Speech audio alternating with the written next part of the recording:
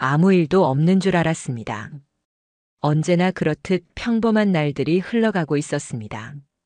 아침이면 허겁지겁 출근을 하고 퇴근하면 집에 돌아와 아내가 차려준 밥상을 마주했습니다.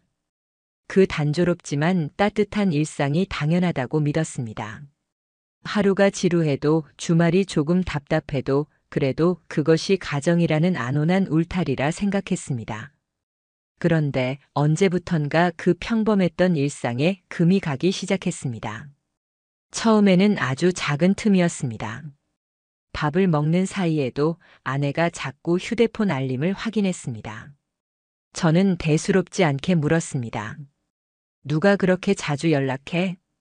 아내는 웃으며 대답했습니다. 회사 단톡방이야. 프로젝트 때문에 실시간으로 대응해야 돼. 그 대답은 이유가 타당했습니다. 믿을 수밖에 없었습니다. 하지만 이상한 건 따로 있었습니다.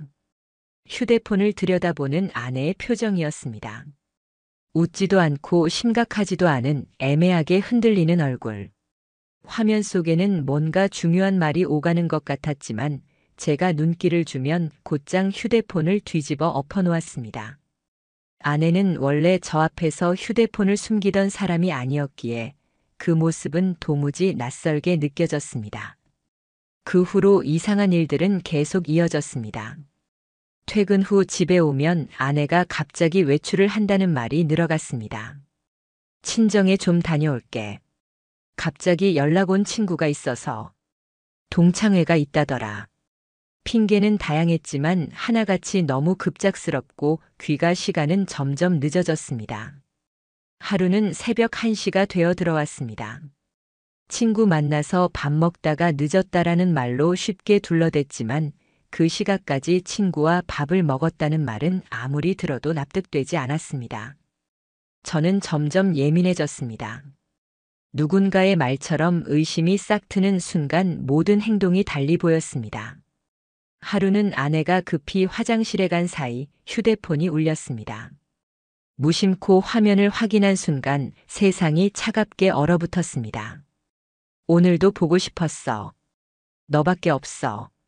저장되지 않은 번호였고 문장은 짧았지만 그 의미는 너무도 명확했습니다. 손끝이 얼어붙었고 맥박은 귀를 울렸습니다. 저는 그냥 그 자리에 얼어붙은 돌처럼 앉아 있었습니다. 그날 이후 일상은 더 이상 같지 않았습니다.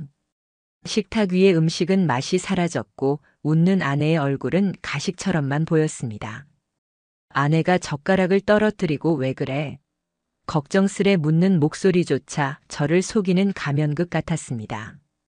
저는 스스로를 다잡기 위해 아내에게 정면으로 물었습니다. 혹시 요즘 무슨 일 있어? 아내는 시선을 피하지도 않고 당황하지도 않고 아주 태연하게 대답했습니다. 무슨 소리야? 오히려 당신이 이상해. 요즘 의심이 많아졌어. 그 말은 제 가슴에 또 다른 칼을 꽂았습니다. 제가 잘못된 걸까? 내가 예민한 걸까? 하지만 의심은 거둘 수 없었습니다. 그러던 어느 날 아내가 외출을 한다며 나갔습니다. 약속한 시간이 지나도 연락은 없었고 3시간 넘게 전화도 받지 않았습니다. 목이 타는 듯 전화를 수십 번 걸었고 결국 돌아온 건 짧은 메시지였습니다. 미안, 폰 배터리 나갔어. 3시간 동안 충전도 없이 거리를 헤맸다는 말, 이제는 하나도 믿기지 않았습니다. 그날은 침대 위에 누워 천장을 바라보며 생각했습니다. 내가 지금 뭘 보고 있는 거지? 내가 함께 사는 사람은 누구지? 저는 직장 동료에게 털어놓았습니다. 혹시 내가 너무 민감한 건 아닌지 확인받고 싶었습니다. 동료는 잠시 듣더니 단호하게 말했습니다. 내가 그런 생각이 들 정도면 이미 뭔가 있는 거야. 그 말은 마지막 장벽을 무너뜨렸습니다. 그날부터 저는 감시자가 되었습니다. 퇴근하면 귀가 시간을 기록하고 외출할 때마다 행선지를 물었습니다. 하지만 돌아오는 건 모호한 대답뿐이었죠. 휴대폰은 더 이상 건드릴 수도 없었습니다. 아내는 패턴락을 설정했고 제가 슬쩍 농담처럼 말을 꺼내자 날카롭게 되받아쳤습니다. 내 사생활이야. 결혼했다고 다 간섭할 수 있는 게 아니야. 그 순간 숨이 막혔습니다. 부부 사이에서 사생활이라는 말은 무엇을 의미하는 걸까요? 닫힌 문처럼 느껴졌습니다. 그날 밤부터 저는 무너졌습니다. 잠이 오지 않았습니다. 아내가 샤워하는 틈을 타 옷주머니를 뒤지고 카드 내역을 훑어봤습니다. 그것이 사랑의 방식이 아니라는 걸 알면서도 눈앞의 의심을 견딜 수 없었습니다. 하루가 하루 같지 않고 점점 제 자신이 부서져 가는 것 같았습니다. 그때였습니다. 완전히 예상치 못한 누군가에게서 연락이 왔습니다. 제 휴대폰 화면에 떴던 이름은 그 누구도 아니었습니다. 장모님. 심장이 철렁 내려앉았습니다. 장모님께서 제게 직접 연락을 주시는 일은 드물었습니다. 손에 힘이 빠진 채 전화를 받았습니다. 평소의 따뜻한 목소리는 아니었습니다. 차갑고 단호하게 울려 퍼졌습니다. 지금 시간 괜찮니? 잠깐 나 좀 보자. 그날 제 일상은 완전히 무너졌습니다. 퇴근 후 집으로 돌아왔을 때 저는 거실 소파에 멍하니 앉아 있었습니다. TV는 켜져 있었지만 거기서 흘러나오는 소리는 제 귀에 닿지 않았습니다. 눈은 스크린을 바라보고 있었지만 머릿속에는 단 하나의 생각만 빙빙 맴돌았습니다. 아내가 오늘도 친구를 만나러 나갔다는 말. 예전에는 제가 집에 들어오면 반가워하며 맞아주곤 했습니다. 그런데 요즘은 가족보다 바깥의 약속이 더 소중한 듯 했습니다. 어느 순간부터 저는 서운하다는 감정을 넘어 무덤덤한 허무만 느끼고 있었습니다. 진심으로 무엇을 잘못했지? 를 묻게 되었습니다. 제 불안이 마치 환상처럼 사라지기를 바랐지만 그럴 리 없다는 걸 누구보다 잘 알고 있었습니다. 그날 휴대폰 진동이 갑자기 울렸습니다. 화면에 떠오른 이름을 본 순간 제 숨이 멎었습니다. 장모님. 손끝이 저렸습니다. 장모님께서 제게 직접 전화를 주시는 일은 거의 없었습니다. 특히 이렇게 저녁 늦게 전화를 주신 건 처음이었습니다. 급히 통화를 받았습니다. 어머니, 무슨 일이세요? 그런데 전화를 타고 흐른 목소리는 제가 알던 따뜻한 온기와는 달랐습니다. 낮고 가라앉았으며 어쩐지 결심이 담겨 있었습니다. 너 지금 시간 괜찮니? 잠깐 나 좀 보자. 그 한마디에 심장이 철렁 내려앉았습니다. 본능적으로 큰일이구나 느껴졌습니다. 저는 급히 겉옷을 걸치고 집을 나섰습니다. 근처 카페에 도착했을 때 저는 숨을 고르며 주변을 둘러봤습니다. 구석자리 채광을 피해 앉은 한 여성이 보였습니다. 검은 외투를 걸치고 화장기 없는 얼굴에 손에는 두툼한 서류 봉투 같은 것을 들고 있었습니다. 누구도 눈치챌 수 없게 조용히 앉아 있었지만 제 눈에는 단박에 장모님임이 보였습니다. 제가 다가가자 장모님은 조용히 고개를 끄덕였습니다. 첫마디는 나오지 않았습니다. 대신 차갑게 식은 눈빛 속에 오래 참아온 감정이 숨어 있었습니다. 잠시 정적이 흐른 끝에 장모님이 봉투를 제 쪽으로 밀어내셨습니다. 이걸 내가 알아야 할 것 같아. 서류 봉투 안에서 나온 것은 사진이었습니다. 순간 저의 내장이 뒤틀리듯 아프게 웅크려졌습니다. 그곳에는 제 아내 그리고 제가 알지 못하는 남자가 있었습니다. 커피숍에서 서로의 손을 잡고 웃는 장면, 차 안에서 친밀하게 얼굴을 가까이 하는 장면, 그리고 모텔 앞에서 나란히 걸어 나오는 두 사람의 모습. 그 사진 속 표정은 제가 한때 보았던 아내의 행복한 표정이었습니다. 하지만 그것은 제가 아닌 낯선 남자를 향한 웃음이었습니다. 숨이 막혀왔습니다. 손이 떨렸고 사진조차 제대로 붙잡을 수 없었습니다. 제 입에서는 간신히 말이 흘러나왔습니다. 어머니, 이게 뭐예요? 그 질문은 사실상 답을 알면서도 차라리 틀리길 바라는 외침이었습니다. 장모님은 제 눈을 똑바로 바라보셨습니다. 평소의 온화함은 없었습니다. 대신 단단하게 굳은 결심이 있었습니다. 내가 딸을 이렇게 키운 적 없어. 하지만 널 속이는 건 두고 볼 수 없었다. 그 한마디는 칼처럼 가슴을 꿰뚫었습니다. 제 분노와 슬픔은 물론 장모님의 고통이 함께 전해졌습니다. 장모님의 눈가에는 눈물이 맺혀 있었지만 목소리는 떨리면서도 단호했습니다. 이건 내가 직접 찍은 건 아니야. 하지만 우연히 지인의 지인을 통해 알게 됐어. 처음에는 나도 믿고 싶지 않았어. 내가 낳은 애니까. 하지만 그게 사실이더라. 장모님이 손에 힘을 주며 테이블을 움켜쥐셨습니다. 그래서 딸에게 물었지. 대체 무슨 짓을 하고 다니는 거냐고. 그런데 뭐라고 했는 줄 아니? 저는 대답할 수조차 없었습니다. 목구멍이 막혔습니다. 장모님의 입술이 굳게 닫혀 있다가 벌떡 열리듯 소리를 토해냈습니다. 엄마까지 내 인생 간섭하지 말래. 지금이 어느 시대냐고, 결혼했다고 여자 인생 끝나는 거냐고 소리치더라. 그 순간 눈앞이 어지러질했습니다. 내가 함께 사는 사람의 본심이 저런 것이었다니. 끝내 한마디조차 찾지 못했습니다. 장모님은 한숨을 깊게 내쉬며 말을 이으셨습니다. 나는 감싸고 싶었다, 처음엔. 하지만 그럴수록 내가 더 다칠 게 보이더라. 그래서 이렇게 직접 얘기하려고 나온 거야. 사람이 잘못한 건 결국 밝혀지게 돼. 그건 내 딸이라도 예외가 아니야. 저는 그 순간 너무도 복잡한 감정에 휩싸였습니다. 아내에게 배신당했다는 고통, 장모님이 가장 먼저 진실을 알았다는 충격, 친정어머니조차 등을 돌릴 정도로 아내가 망가졌다는 절망. 그러나 동시에 뜨겁게 올라온 것은 이상하게도 위로였습니다. 저는 혼자가 아니었습니다. 누군가는, 그것도 아내의 어머니가 제 편이 되어 진실을 마주하고 있었던 겁니다. 끝내 저는 고개를 숙이며 말했습니다. 감사합니다, 어머니. 그 목소리는 눈물로 떨렸습니다. 그날 카페에서 흘러간 몇 시간은 제 인생에서 결코 잊지 못할 순간이 되었습니다. 누구의 의심도 배신도 아닌 진실이 적나라하게 제 앞에 놓인 밤이었습니다.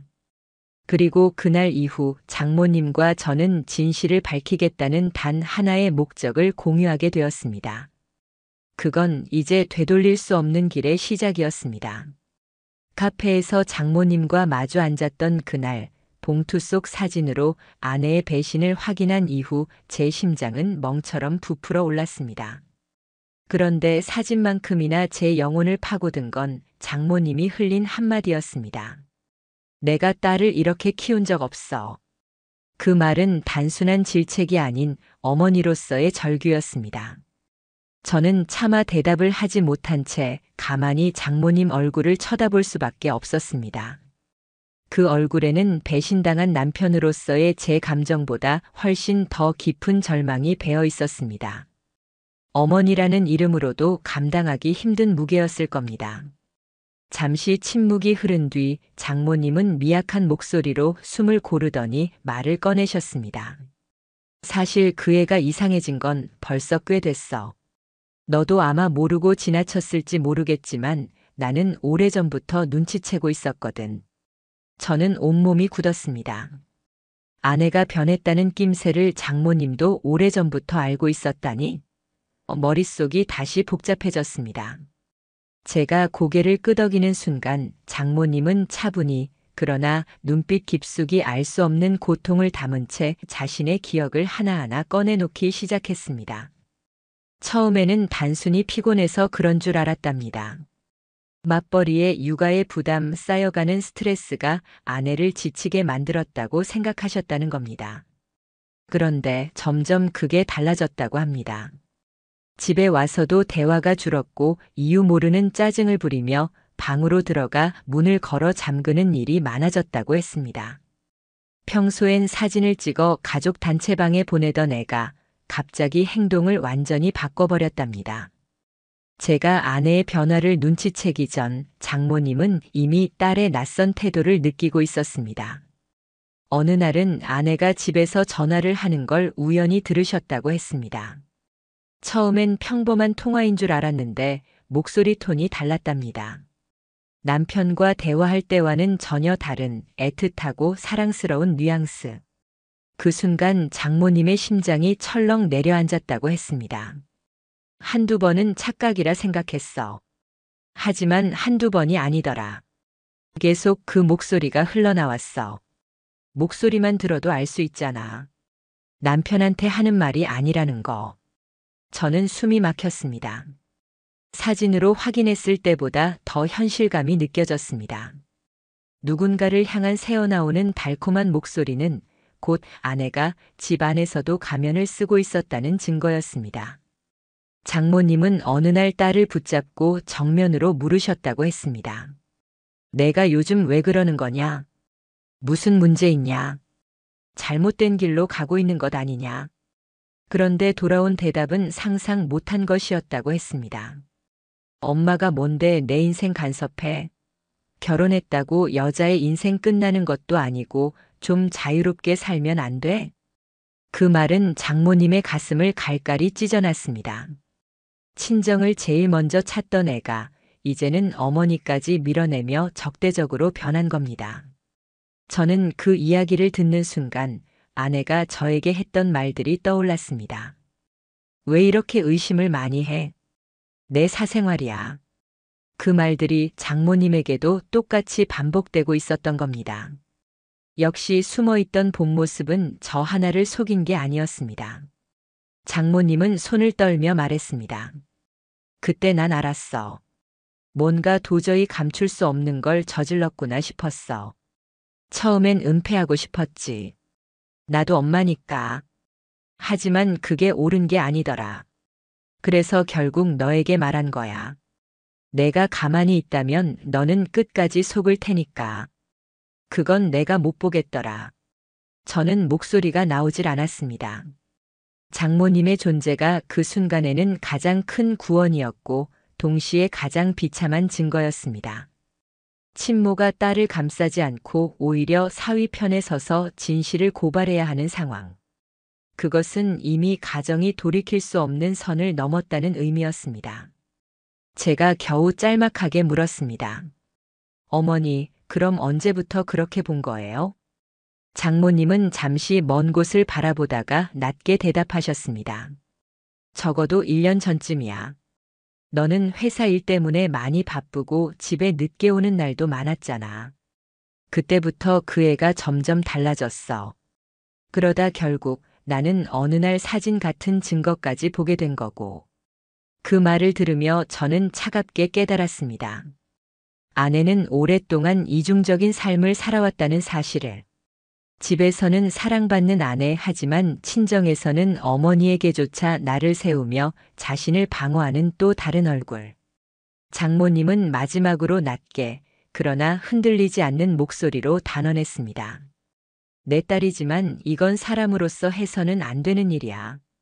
내가 진실을 알 권리가 있어. 나도 더 이상 모른 척할 수는 없어. 그 말은 정직한 칼날 같았습니다.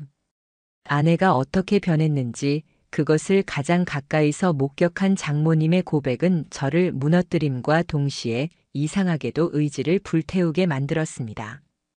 그날 이후 저와 장모님은 말없이 연락을 이어갔습니다.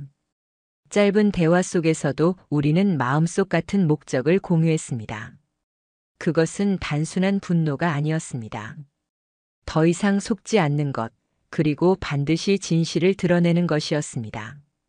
장모님과의 대화 이후 저와 장모님은 말하지 않아도 알 수 있는 강한 연대감을 형성했습니다. 더는 회피도 눈가림도 없었습니다. 이제 남은 건 증거를 더 단단히 쌓고 그 결과를 아내 앞에 명확히 내보이는 것뿐이었습니다. 하지만 그 싸움은 단순히 감정적인 대응으로는 불가능하다는 걸 장모님은 이미 잘 알고 계셨습니다. 저보다 훨씬 더 차분하고 냉정했습니다. 지금부터 중요한 건 흥분하지 않는 거야. 우리가 먼저 흔들리면 그 애는 더 교묘하게 숨길 거야. 딸이든 뭐든 이제는 냉정하게 봐야 해. 그 말은 저의 망설임과 우유부단함을 잘라내는 칼 같았습니다. 저는 그저 긴 숨을 내쉬며 고개를 끄덕일 수밖에 없었습니다. 우리가 가장 먼저 손댄 건 금융 내역이었습니다. 공동 계좌는 매달 생활비와 카드 비용이 빠져나가는데 거기서 이미 흔적이 보였습니다. 평소와 다른 결제 기록들이 눈에 들어왔습니다. 주말 오후 2시, 도심의 고급 레스토랑 결제. 아내가 저에게는 대학교 동창을 만난다고 말했던 날이었습니다. 평일 대낮 미용실 결제. 그날 아내는 저에게 두통 때문에 병원에 다녀왔다고 말했습니다. 병원 대신 미용실에 간 겁니다. 그 모든 내역을 장모님은 작은 수첩에 꼼꼼히 적어 내려가셨습니다. 날짜, 시간, 결제 장소. 마치 수사를 하는 형사 같았습니다. 저는 그 장면을 보며 묘한 비현실감을 느꼈습니다. 내 아내의 거짓말을 증명하기 위해 장모님이 직접 주석을 달고 있다는 사실 자체가 믿기 어려웠습니다. 그 다음은 위치 확인이었습니다. 아내는 여러 차례 외출을 핑계대며 집을 나갔지만 어디를 갔는지 알 방법은 없었습니다. 그때 장모님의 입에서 무겁게 흘러나온 한마디. GPS 달아야겠다. 저는 처음엔 주저했습니다. 하지만 장모님의 눈빛은 단호했습니다. 지금은 엄마로서가 아니라 같은 피해자로서 말하는 거야. 우리가 선택할 수 있는 길은 없어. 이대로 두면 너만 끝까지 속고 끌려다닐 거야. 그 말에 압도된 저는 결국 결심했습니다.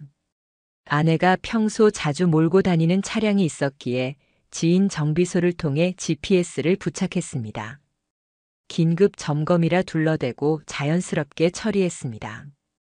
이제 그녀의 발걸음은 어디로 향하는지 숨길 곳이 없게 되었습니다. 며칠은 큰 변화가 없었습니다. 이상하게도 그 시기 아내는 오히려 더 다정해졌습니다. 일을 마치고 집에 돌아온 저를 반가워하며 웃고 밥상을 차리고 생전하지 않던 농담까지 건넸습니다.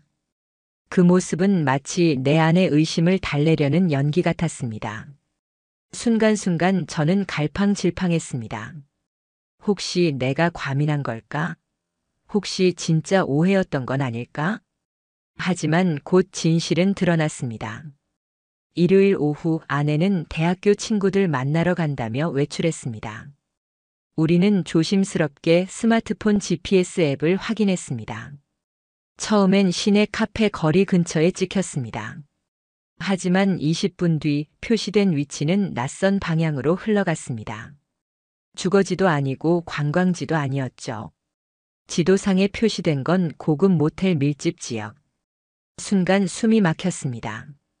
장모님의 손등이 파르르 떨렸고 제 심장도 귀를 찢을 듯 쿵쿵 울렸습니다. 그때 장모님은 차갑게 말했습니다. 지금 가야겠다. 눈으로 직접 봐야 해. 저는 잠시 망설였습니다. 하지만 장모님의 눈빛은 흔들림이 없었습니다. 이제는 내 딸이라도 그 진실을 확인해야 해. 우리는 곧장 목적지로 향했습니다. 차 안 공기는 얼음처럼 무겁고 고요했습니다. 저는 여러 번 핸들을 잡은 손에 힘을 쥐었다 풀기를 반복했고 장모님은 창밖만을 뚫어지게 바라보고 계셨습니다. 1시간 후 우리는 목적지 근처 좁은 골목에 차를 세웠습니다. 그리고 모텔 입구를 주시했습니다. 시간이 얼마나 흘렀을까 익숙한 실루엣이 보였습니다. 검은 롱코트를 입고 머리를 질끈 묶은 아내였습니다. 그녀는 마스크를 낀 채 한 남자와 자연스럽게 손을 잡고 걸어 나왔습니다. 그 순간 제 호흡은 멎을 듯 위태로웠습니다. 너무도 익숙한 표정. 제가 한때 사랑했던 그 미소가 지금은 낯선 남자를 향해 있었습니다. 장모님은 누군가에게 보여주듯 묵묵히 휴대폰을 들어 사진을 찍었습니다. 손끝이 떨렸지만 셔터 소리는 또박또박 이어졌습니다. 몇 장을 찍고 난 뒤 장모님은 핸드폰을 내렸습니다. 얼굴은 하얗게 질려 있었지만 눈빛만큼은 칼처럼 차가웠습니다. 됐다. 증거는 확보했어. 이제 어떻게 나올지 두고 보자. 그 말 위에 저는 아무 말도 할 수 없었습니다. 분노와 절망이 뒤엉켜 눈앞의 현실조차 똑바로 보이지 않았습니다. 그날 차를 돌리고 돌아오는 길, 우리는 아무 말도 하지 않았습니다. 무너지는 마음속에도 동시에 끝까지 가겠다는 결심이 번져왔습니다. 아내의 이중적인 삶, 숨겨온 거짓, 그리고 그 뒤에 붙은 남자까지. 더 이상 숨을 곳은 없었습니다. 그날 밤 저는 차 안에서 장모님과 함께 모텔 앞을 지켜봤습니다. 눈앞에서 손을 잡고 걸어 나오는 아내와 낯선 남자의 모습은 제 삶 전체를 일시에 무너뜨리고 있었습니다. 눈으로 보고도 믿기지 않았습니다. 아내의 표정은 따뜻했습니다. 하지만 그 온기는 제가 아닌 이름조차 모르는 남자를 향하고 있었습니다. 잠시 후 두 사람은 발걸음을 멈췄습니다. 주차장 불빛 아래서 아내가 남자의 얼굴을 두 손으로 감쌌습니다. 그리고는 지극히 자연스럽게 연인만이 할 수 있는 방식으로 서로의 눈을 바라보았습니다. 그 장면을 본 순간 제 호흡은 완전히 끊어질 듯 막혔습니다. 마치 심장이 차가운 호수에 잠겨버린 것처럼 식어갔습니다. 옆자리에서 장모님이 떨리는 손으로 사진을 찍고 계셨습니다. 그녀는 눈가에 눈물이 맺혀 있었지만 셔터를 누르는 손은 집요했습니다. 이건 반드시 남겨야 한다는 결의가 묻어났습니다. 됐어. 잠시 후 장모님이 힘겹게 내뱉었습니다. 더는 안 봐도 되겠다. 증거는 이 정도면 충분하니까. 목소리는 떨렸지만 그 안의 분노와 체념은 너무도 명확했습니다. 우리는 그 자리를 떠났습니다. 차 안은 무거운 침묵뿐이었습니다. 저는 울지도 못했습니다. 분노와 절망이 너무 커져 오히려 공허하게 가슴속을 비워버렸습니다. 장모님도 아무 말이 없었습니다. 긴장으로 얼어붙은 손만 무릎 위에서 파르르 떨릴 뿐이었습니다. 그 다음 날, 아내는 아무렇지 않게 집으로 들어왔습니다. 현관문을 열고 들어온 그녀는 도리어 상쾌한 얼굴로 저를 보더니 환하게 웃으며 말했습니다. 밥은 먹었어? 순간 제 이빨이 부서지도록 악물렸습니다. 불과 몇 시간 전 다른 남자와 다정하게 손을 잡고 걸어 나오던 얼굴이었습니다. 그런데 지금은 아무 일 없었다는 듯 평소와 똑같이 연기를 하고 있었습니다. 더 충격적인 건 장모님에게 건넨 목소리였습니다. 엄마 오랜만이야. 부드럽고 애교 섞인 말투. 전날 모텔 앞에서 보였던 표정과 동일한 얼굴로 태연하게 어머니 앞에서 아양을 떠는 순간이었습니다. 저는 두 손을 주먹 쥔 채 벌벌 떨었습니다. 하지만 장모님은 놀라울 만큼 태연했습니다. 그래, 잘 다녀왔니? 표정은 흔들림이 없었습니다. 그러나 그녀의 눈빛은 저를 향해 날카롭게 스쳤습니다. 조금만 기다리자는 신호였습니다. 그날 밤 우리는 긴급히 모였습니다. 식탁 위에는 종이와 펜 그리고 수첩이 놓였습니다. 이제 더는 의심이 아닌 증거를 확정적으로 쌓아야 할 때였습니다. 장모님은 제게 밀려오는 분노를 가라앉히며 말했습니다. 사진 몇 장으로만은 부족하다. 법적으로도 마지막 순간을 대비하려면 더 필요해.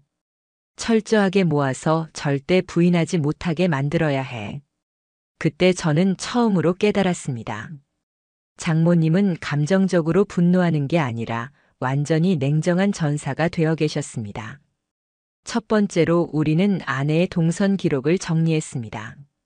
GPS 움직임, 카드 내역, 핑계와 실제 시간을 일일이 비교하며 눈에 띄는 불일치를 찾아냈습니다. 놀랍도록 많았습니다. 동창회라던 날은 사실은 서울 외곽 레스토랑. 두통 때문에 병원에 갔다던 날은 사실은 고급 미용실. 친정에 간다던 날은 기록은 전혀 없는 모텔촌. 둘째, 우리는 주변 CCTV를 확인하기 위해 발벗고 나섰습니다. 제가 직접 상가 주인들에게 CCTV를 부탁했고 장모님은 차분히 날짜별로 체크했습니다. 그곳에는 아내와 남자가 나란히 걸어가는 모습이 또렷하게 담겨 있었습니다. 셋째, 결정적 증거는 디지털에서 나왔습니다. 장모님은 아내가 오래전 사용했던 클라우드 계정 비밀번호 조합을 떠올렸습니다. 기념일과 생일을 섞어 입력하자 접근이 가능해졌습니다. 그리고 그 안에서 지옥 같은 대화가 쏟아져 나왔습니다. 오늘도 보고 싶어. 당신 없인 죽을 것 같아. 남편 눈치 보느라 힘들어 죽겠어. 이번엔 더 멀리 가자. 그날 너무 좋았어. 우리 그냥 이대로 살면 안 될까? 메시지는 구토가 나올 정도로 애정에 찌들어 있었습니다. 더 끔찍한 건 그 시간대였습니다. 제가 회사에서 회의를 하던 오후 수십 번의 메시지가 오갔습니다. 거기서 끝이 아니었습니다. 대화 중에는 장모님까지 언급돼 있었습니다. 우리 엄마도 눈치챈 것 같아. 근데 내가 대들었더니 조용해졌어. 역시 엄마도 날 못 막아. 그 문장 앞에서 장모님은 손을 떨며 입술을 깨물었습니다. 눈가가 붉어졌지만 울지 않았습니다. 대신 이빨을 악물며 낮게 중얼거렸습니다. 내가 이런 애를 낳았단 말이지. 저는 숨이 턱까지 차올랐습니다. 제 분노는 이미 인간적인 경계선을 넘어 있었고 그 순간만큼은 정말로 제 몸이 부서지는 것 같았습니다. 그날 밤 우리 둘은 한참 동안 말이 없었습니다. 종이 위에는 날짜와 기록, 증거물이 차례대로 줄지어 있었고 그 위에 우리 두 사람의 무거운 그림자가 드리워져 있었습니다. 마지막에 장모님이 고개를 들었습니다. 눈빛은 이미 흔들림 없는 결단이었습니다. 이제는 끝까지 가야 한다. 내 딸이라고 해도 이건 감쌀 수 없다. 넌 혼자가 아니야. 그 순간 저는 처음으로 확실히 느꼈습니다. 끝까지 싸워도 된다는 확신을. 그리고 더는 물러설 길이 없다는 점을.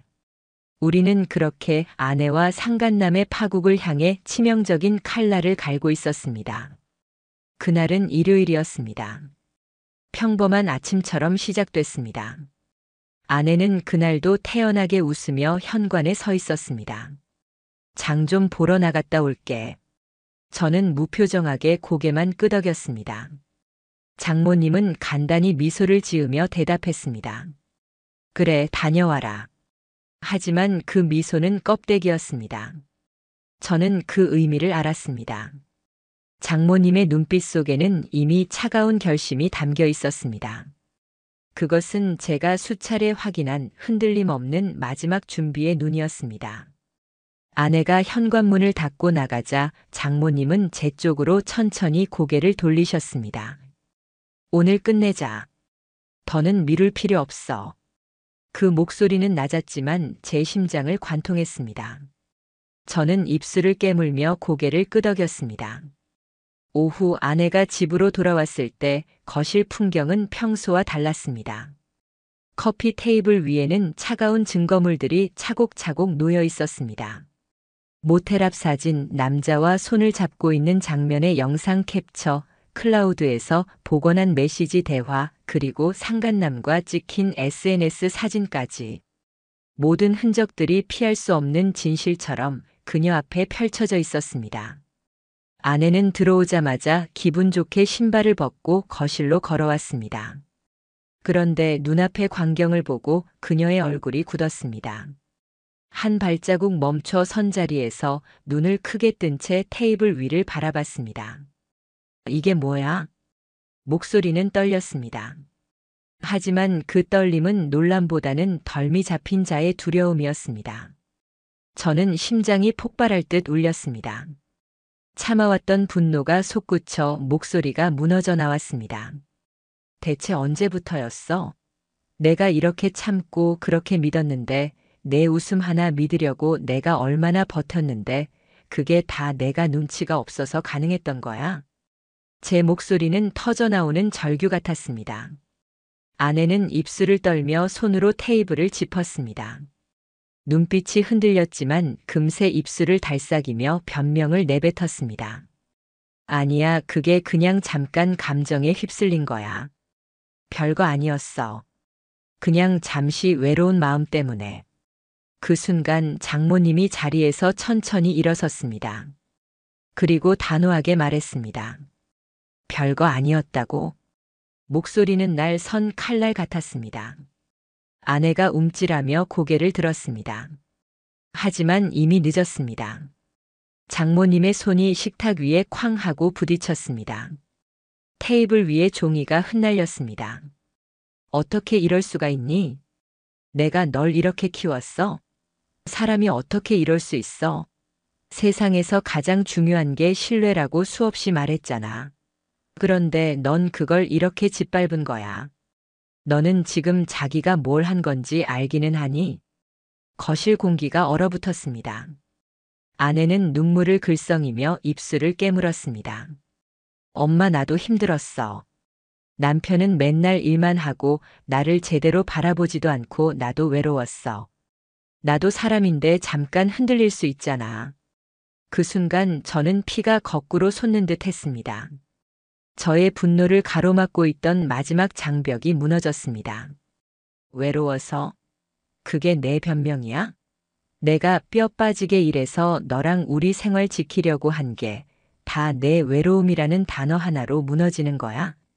그래서 그 남자와 손을 잡고 입 맞추고 모텔까지 드나든 게 다 외로워서라는 말로 씻겨지는 거냐고.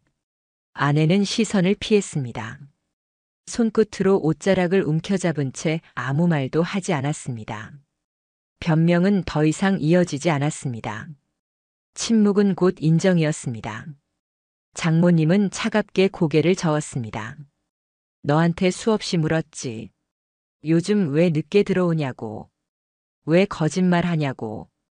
근데 넌 내 말에 고개를 들기는커녕 오히려 날 몰아세웠어. 엄마가 뭔데 내 인생에 간섭하냐고 소리쳤지.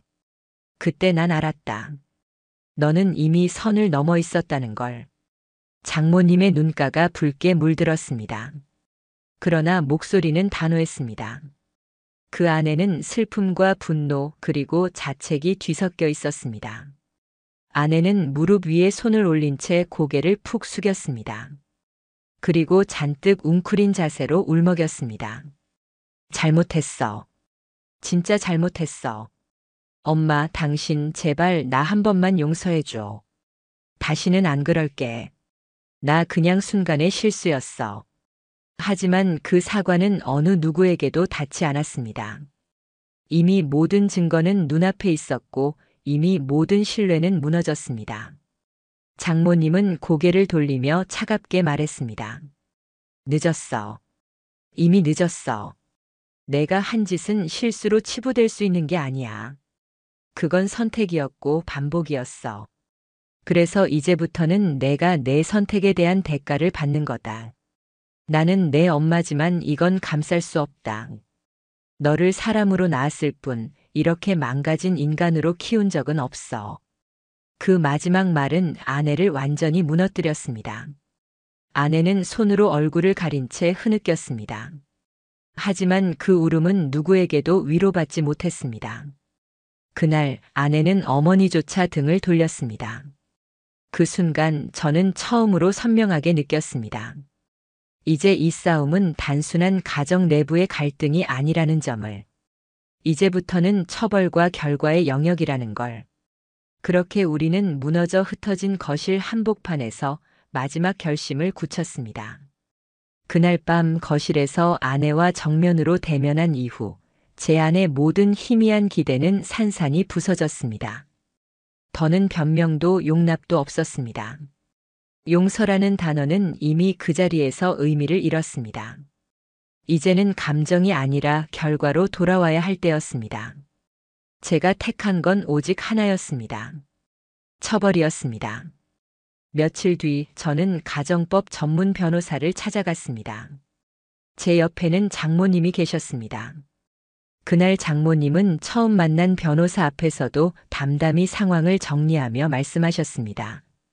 제가 직접 본 것도 있고 딸과 상간남이 함께 찍힌 사진도 이만큼 있습니다. 카톡 메시지, 위치 기록, 카드 내역까지 다 모았습니다. 변명할 구석은 없을 겁니다. 책상 위에 놓인 증거들은 압도적이었습니다. 변호사는 고개를 끄덕이며 말했습니다. 이 정도면 충분합니다. 아니, 사실상 완벽합니다. 위자료 청구, 손해배상, 이혼 소송 모자랄 게 없습니다.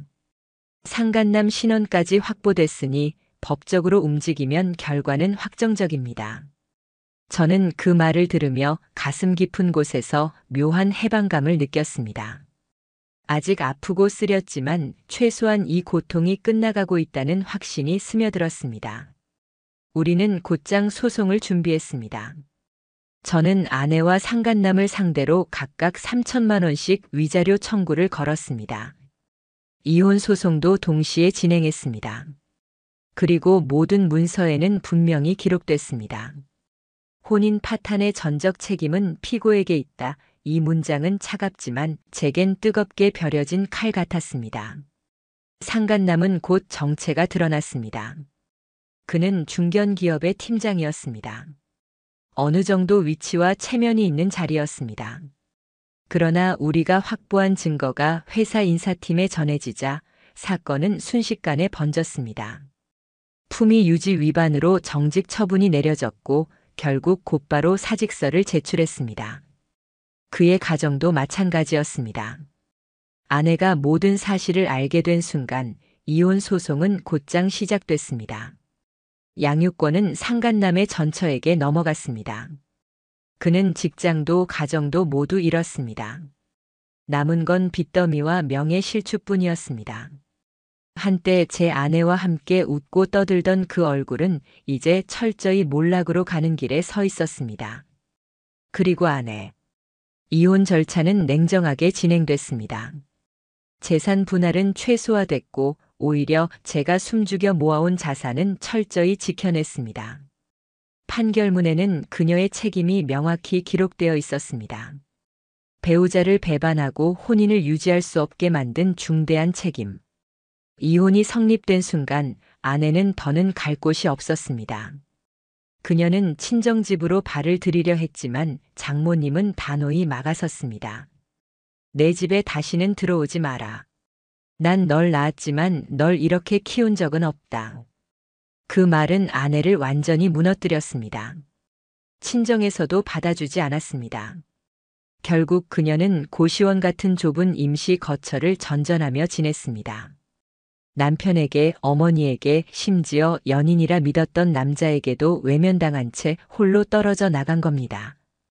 법적으로 정해진 6천만 원의 위자료는 무자비하게 그녀의 어깨를 짓눌렀습니다. 상간남과 나눠야 했지만 그조차 원활하지 않았습니다. 결국 그녀는 빚을 내고 친구들과 지인에게 돈을 빌려 충당해야 했습니다. 하지만 친구들마저 등을 돌렸습니다. 뻔한 소문은 순식간에 퍼져나갔고 그녀는 점점 고립돼 갔습니다. 그러던 어느 날 제 휴대폰에 한 통의 문자가 도착했습니다. 다 무너졌어. 엄마도 날 버렸고 그 사람도 날 몰라.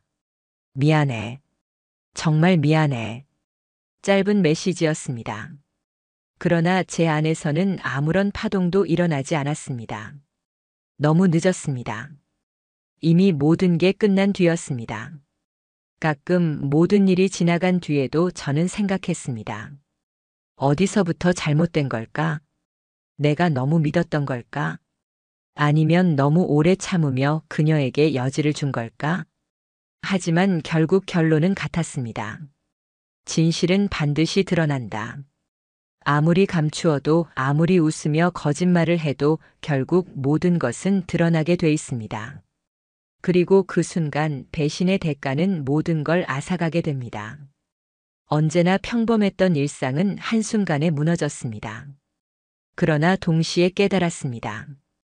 배신 앞에서 침묵하는 건 사랑이 아니라 파멸의 동반자라는 것을. 이제 그녀는 모든 걸 잃었습니다. 가정도 신뢰도 체면도. 제가 끝내 쥐고 있는 것은 단 하나였습니다. 나 자신을 끝까지 지켰다는 사실.